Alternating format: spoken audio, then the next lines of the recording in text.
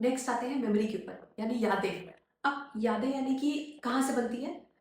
ज़्यादातर देखिए, कितनी मिलियंस ऑफ मेमोरी है, मतलब जो भी आपकी एज है उसके हिसाब से देखो कितनी सारी चीज़ें मेमोरी में है। लेकिन याद हमेशा कुछ ही चीज़ें आती हैं, कुछ ही चीज़ें रिपीट होती हैं। तो ऐसा क्यों? ये कहाँ से बनता है? ये या तो आपका इमोशन बहुत ज़्यादा है उसमें, पॉजिटिव या नेगेटिव। जैसे कि आपको कॉलेज का पहला दिन और कॉलेज का लास्ट दिन याद होगा, या कुछ ऐसा बहुत अच्छा हुआ होगा, आपको बहुत सारे अवार्ड्स मिले होंगे तब आपको याद होगा, या कुछ बहुत बुरा हुआ होगा, बुली हुआ होगा आपका। तो इमोशंस जितना ज़्यादा होगा, यादें उतनी ज़्यादा रिपीट होने में मतलब प्रोबेबिलिटी ज़्यादा है। दूसरा, अनफिनिश्ड चीज़ें, जैसे कि मान लो अगर आप किसी एग्जामिनेशन की तैयारी कर रहे थे और आपका नहीं हुआ है, तो वो चीज़ आपको हमेशा याद रहेगी। और अगर नहीं भी रहेगी तो लोग आपको याद दिलाएंगे कि तुम फेलियर हो। ठीक है? या फिर आपकी आइडेंटिटी जिससे कनेक्टेड होती है। तो अगर देखा जाए तो इनमें से हम कुछ भी अपने आप नहीं कर रहे हैं, माइंड का एक पैटर्न है जो अपने आप चल रहा है। नेक्स्ट आते हैं हैबिट्स के ऊपर, जैसे कि अब कुछ आदत है कुछ करने की। तो हैबिट्स कैसे बनती है? कोई काम होता है, उसका रिजल्ट माइंड में रजिस्टर हो जाता है कि या तो वो रिवॉर्ड है या तो पनिशमेंट है, ये मेरे मेरे बॉडी और माइंड के लिए अच्छा है या बुरा है। ठीक है? अच्छा अच्छा, ठीक है।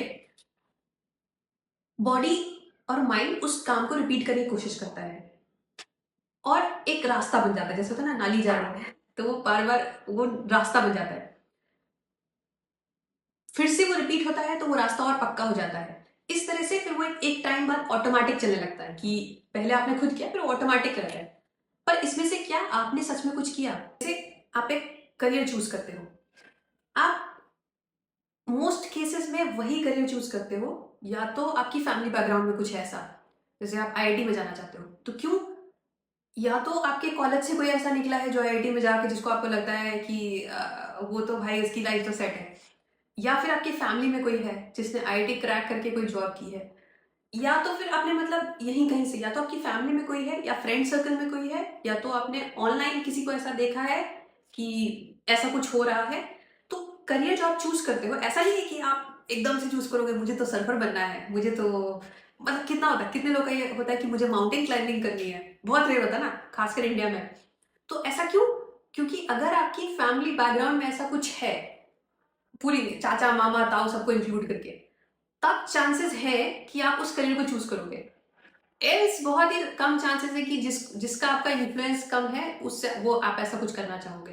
अब लास्ट आता है रैंडम चीजें, तो वो तो वैसे भी रैंडम होती है, जैसे अचानक से कोई गाना याद आ जाना, किसी कहीं हम गए होंगे उसकी पिक्चर क्लिप में चलना, उसकी मतलब पिक्चर दिमाग में आना।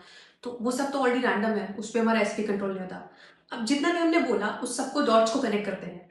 ठीक है? जैसे सबसे पहले हमने बोला डिजायर, कि कोई चीज अच्छा लगना, हमने एक्चुअल में कुछ नहीं बनाया है कि ये चीज मुझे अच्छी लगेगी, ये चीज नहीं अच्छी लगेगी। अगर ऐसा होता तो कंपनीज ऐसा कुछ करती कि आपको एक ही चीज पसंद आए, मान लो रेड कलर है तो रेड कलर ही पसंद आएगा और फिर रेड कलर के ही कपड़े बनेंगे।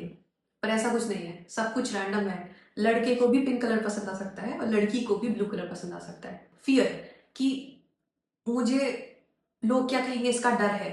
फियर आता है मेमोरी से, उसमें भी हमारा कोई कंट्रोल नहीं है, अपने आप से डर बनता है। नेक्स्ट, जैसे कि मेमोरी हो गया, हैबिट्स हो गई। ठीक है? अब यहाँ पे एक क्लॉज है, जैसे कि मेमोरी हो गया, हैबिट्स हो गई, और जैसे मैंने बोला कि तो यहाँ पे एक क्लॉज है कि कुछ ऐसी चीजें होती हैं जिनको हम फोर्स करते हैं। मेमोरी मैं खुद से बनाने की कोशिश कर रही हूँ, जैसे होता है ना कि आप एग्जाम है तो आप पढ़ रहे हो, तो एक तरह से आप मेमोरी बिल्डअप कर रहे हो ना, कि आप उस चीज को बार बार रिपीट कर रहे हो तो आपको सिलेबस याद हो जाए, या फिर एक हैबिट आप क्रिएट कर रहे हो। तो यहाँ पे तो मैं मेरा ओनरशिप है, तो ये तो क्वेश्चन मार्क है। अब यहाँ पे क्या है, आप इसके वर्कफ्लो को पीछे जाके रखो।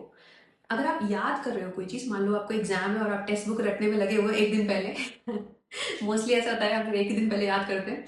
तो अगर आप ऐसे याद करने पे कर रहे हो तो हो क्या रहा है, आप उस सिलेबस को बार बार पढ़ रहे हो।